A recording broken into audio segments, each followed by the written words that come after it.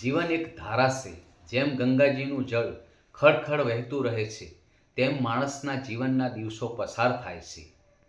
જેમ નદીની ધારા વહે છે, માણસના જનકલ્યાણ માટે, જીવદયા માટે, માતા પિતાની સેવા માટે, ગુરુજીની સેવા માટે, દેશની સેવા માટે અને આત્મકલ્યાણ માટે જીવન હોવું જોઈએ.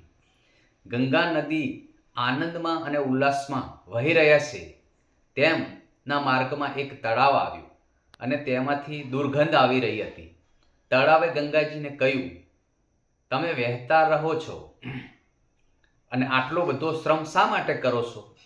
જુઓ, હું કેવું એક જ જગ્યાએ આરામથી બેસી રહું છું. ગંગાજીએ કહ્યું, આગળ વહેતા રહેવાના કારણે જ મારું જળ સ્વસ્થ, નિર્મળ અને પવિત્ર છે.